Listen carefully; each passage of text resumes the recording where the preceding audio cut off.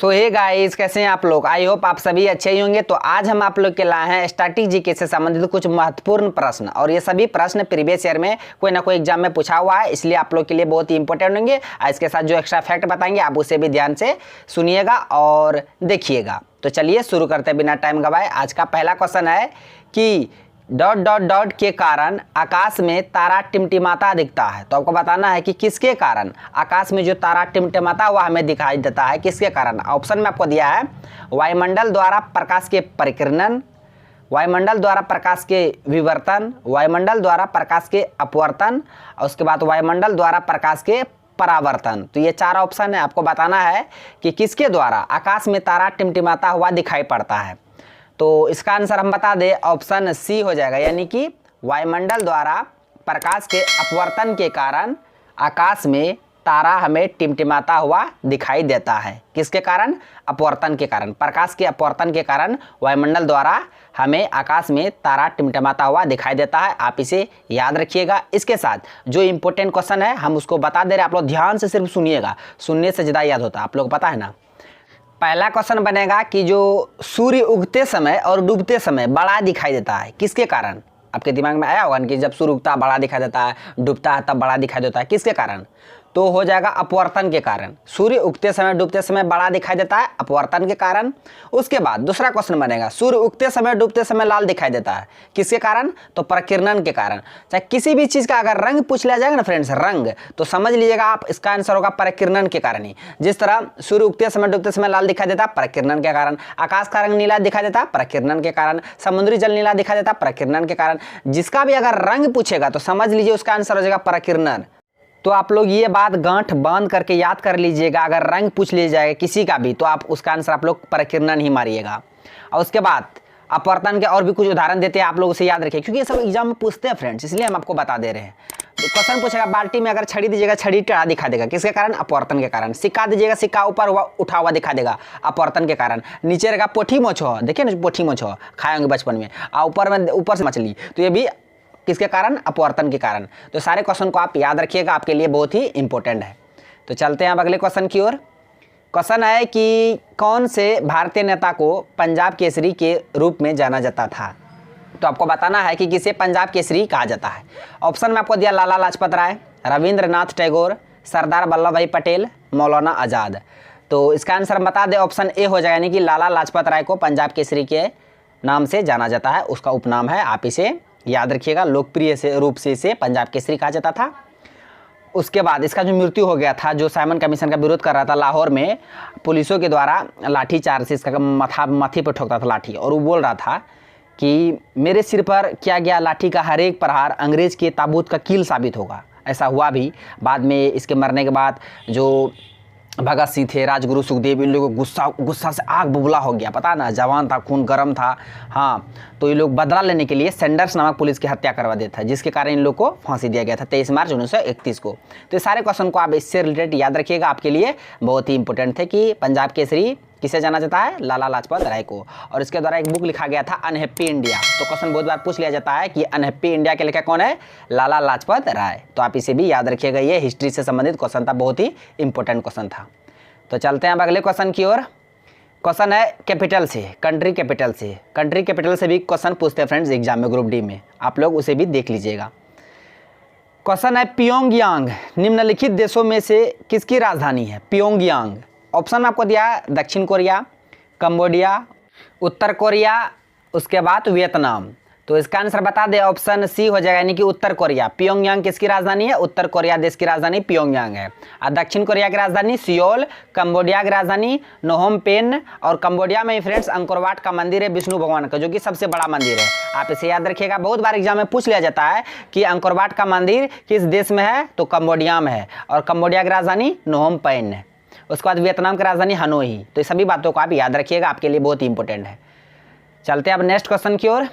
Next question है दूध के घनत्व को निर्धारित करने के लिए कौन सा उपकरण उपयोगित है? तो आपको बताना है कि दूध के घनत्व को नापने के लिए कौन सा उपकरण का हम लोग यूज करते हैं। ऑप्शन आपको दिया लैक्टोमीटर, हाइड्रोमीटर, थर्मामीटर, उसके बाद बैरोमीटर। तो इसका आंसर बता दें ऑप्शन ए हो जाए, यानी कि लैक्टोमीटर का यूज करते हैं हम लोग दूध के घनत्व को मापने के लिए, दूध के शुद्धता को मापने के लिए किस यंत्र का प्रयोग करते हैं? लैक्टोमीटर का। ऑप्शन में जो दिया उसे भी देख लेते हैं, काय को छूटेगा। ऑप्शन में दिया हाइड्रोमीटर, हाइड्रोमीटर का यूज करते हैं हम लोग फ्रेंड्स, जो सापेक्षिक घनत्व होते हैं उसको मापने के लिए हाइड्रोमीटर का यूज करते हैं। अगर ये रहता हाइग्रोमीटर तो हो जाएगा सापेक्षिक आर्द्रता को मापने के लिए हाइग्रोमीटर, और सापेक्षिक घनत्व को मापने के लिए हाइड्रोमीटर। आप लोग ध्यान से सिर्फ सुनिएगा।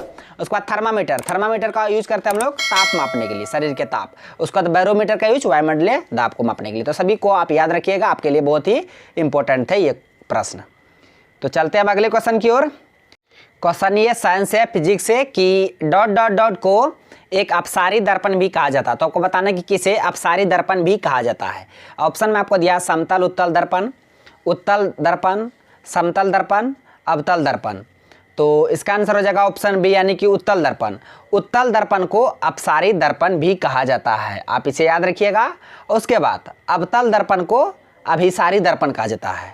ये दोनों बातों को आप ध्यान से सिर्फ सुनिएगा, लेंस दर्पण में कंफ्यूज मत होइएगा, उल्टा हो जाता है। जिस तरह यहाँ पे है ना कि अपसारी दर्पण किसे कहा जाता है, तो अपसारी दर्पण उत्तल दर्पण को कहा जाता है और अभिसारी दर्पण अवतल दर्पण को। वहीं लेंस में उल्टा हो जाएगा, लेंस में उत्तल लेंस को अभिसारी लेंस कहा जाता है, अवतल लेंस को अपसारी लेंस कहा जाता है, लेकिन दर्पण में उत्तल को अपसारी, अवतल को अभिसारी। ये दोनों बातों को याद रखिएगा। निकट दृष्टि दोष को दूर करने के लिए अवतल उपयोग करते हैं और दूरदृष्टि दोष को दूर करने के लिए उत्तल लेंस का प्रयोग करते हैं, आप इसे भी याद रखिएगा।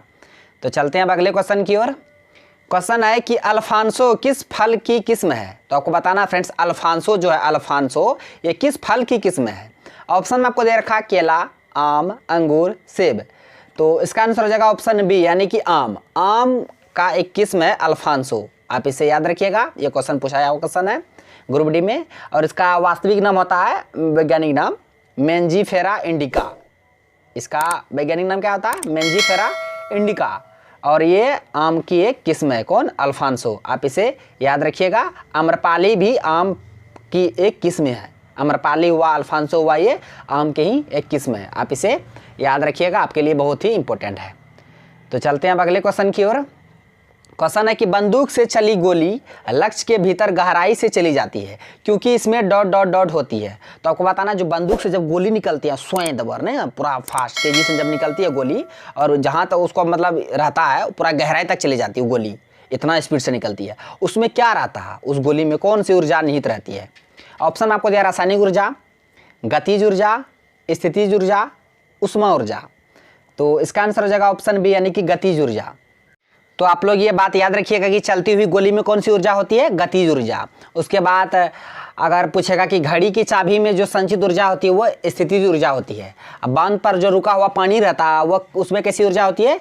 स्थितिज ऊर्जा होती है। जब वो बांध को खोल दिया जाता है तब पानी जाने लगता है, फास्ट बहने लगता है पानी, तब वो स्थिति ऊर्जा गतिज ऊर्जा में बदल जाती है। लेकिन जब पानी मतलब बांध में रोका जाता है तो वो उसमें स्थितिज ऊर्जा होती है। तो आप इसे याद रखिएगा, आपके लिए बहुत ही इंपॉर्टेंट है। जो मैकेनिकल एनर्जी है, यांत्रिक ऊर्जा, ये दो प्रकार के होते हैं, काइनेटिक ऊर्जा, पोटेंशियल ऊर्जा। यानी कि काइनेटिक एनर्जी, पोटेंशियल एनर्जी हम बोल दिए, यानी कि गतिज ऊर्जा और स्थितिज ऊर्जा। गतिज ऊर्जा का सूत्र होता है हाफ mv², स्थितिज ऊर्जा का सूत्र होता है mgh। आप इसे भी याद रखिएगा।